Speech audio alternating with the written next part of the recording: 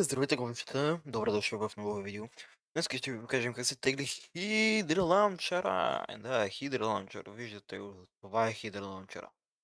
Аз вече го имаме стеглен. И няма го трябва, защото ме мрази.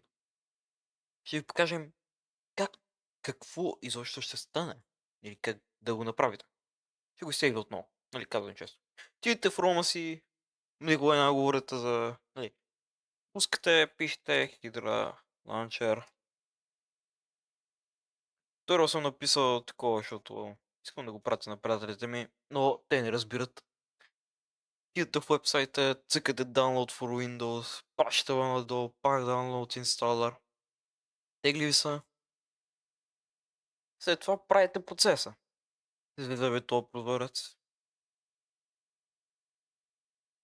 Нали, цъкате Install, продължавате и... аз ще го направя така. Ще ви покажа. Какво изобщо трябва да се направи.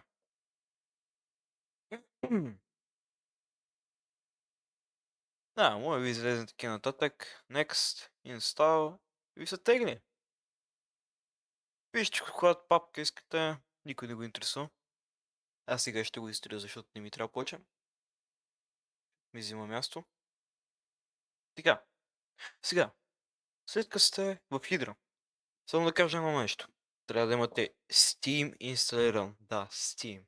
Защото ако нямате Steam, няма как да бачка. Защото Steam ви трябва при инсталиране на игри. Нали, не при инсталиране, а при лаунчване на игри. Нали, да може да се каже. Сега, тиш пак в Chrome си, пишеш Hydra Library. Нали, какво е това?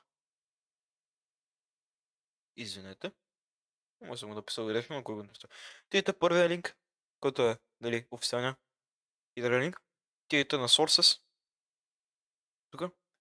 И ако имате AdBlocker, ще ви е по-лесно. Аз ползвам, нали, оригиналния AdBlocker най-добре. И цъкате Install. Давате Source, защото аз вече съм ги добавил. Не. Предпочитам тези всичките, ако искате FeedGirl за... Нали, разбирате.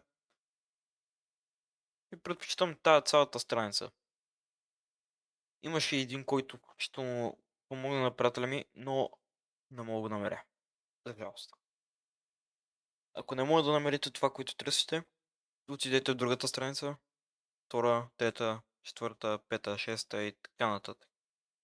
И удите долу риск. Ти си го избираш. Нали, разбирате. Това е. В смисъл, просто отидете с Хидра, добавете си ги.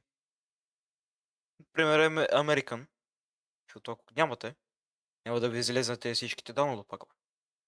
Doom, Games, нали там, аз съм си го сложил DisD, специална папка, така нататък. Цъкам Download Now. Но защото аз няма сега да го тегля, няма да го тегля. Това е цяло. Това е всичко, което ви трябва. Нищо повече. Виждате, приятели, благодаря, че гледахте и приятен ден. Или нощ. Или лека нощ. Не знам.